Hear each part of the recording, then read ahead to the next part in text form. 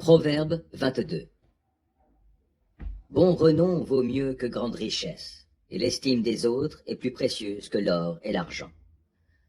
Riches et pauvres ont ceci en commun. C'est l'Éternel qui les a fait l'un et l'autre. L'homme avisé voit venir le malheur et se met à l'abri. L'homme sans expérience poursuit son chemin et en subira les conséquences. Sois humble et crains l'Éternel. Tu seras riche et honoré, et tu recevras la vie. Le chemin des hommes corrompus est parsemé d'épines et de pièges. Qui veut préserver sa vie s'en tiendra éloigné. Apprends à l'enfant le chemin qu'il doit suivre. Même quand il sera vieux, il n'en déviera pas. Le riche domine le pauvre, qui emprunte se met sous la coupe de son créancier. Qui sème l'injustice moissonnera l'iniquité, et son règne de terreur prendra fin. L'homme qui regarde autrui avec bonté sera béni parce qu'il a partagé son pain avec le pauvre. Chasse le moqueur, et la discorde prendra fin. Les querelles et les insultes cesseront. Qui aime les intentions pures, et dont les paroles sont bienveillantes, aura le roi pour ami. L'Éternel veille à préserver la connaissance, mais il subvertit les propos du perfide. Le paresseux dit « Il y a un lion là dehors, je risque d'être déchiré en pleine rue. » La bouche des femmes adultères est comme une fosse profonde.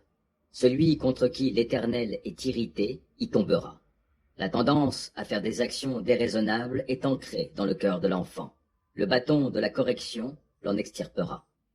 Qui opprime le pauvre pour réaliser un gain, ou qui fait des cadeaux aux riches, finira dans la pauvreté. Prête l'oreille et écoute les paroles des sages. Applique ton cœur à mon enseignement, car tu auras du plaisir à garder ces maximes au fond de ton cœur et à les avoir à la disposition de tes lèvres. Pour que tu mettes ta confiance en l'Éternel, je vais t'instruire, toi aussi, aujourd'hui.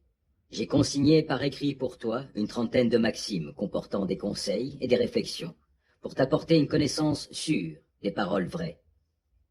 Ainsi tu pourras donner des réponses vraies à celui qui t'envoie.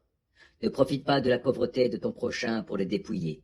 N'écrase pas en justice celui qui est dans la misère, car l'Éternel prendra leur cause en main, et il ravira la vie à ceux qui auront ravi leur bien. Ne te lie pas d'amitié avec un homme coléreux, et ne fréquente pas celui qui s'emporte pour un rien de peur d'acquérir le même comportement, et de mettre ainsi ta vie en péril. Ne t'engage pas pour cautionner autrui, et ne te porte pas garant d'un emprunt, car si tu n'es pas en mesure de payer, pourquoi t'exposerais-tu à te voir enlevé jusqu'au lit où tu reposes? Ne déplace pas les anciennes bornes que tes ancêtres ont placées. Connaissez-vous un homme habile dans ce qu'il fait? Il ne restera pas au service de gens obscurs, mais il entrera au service des rois.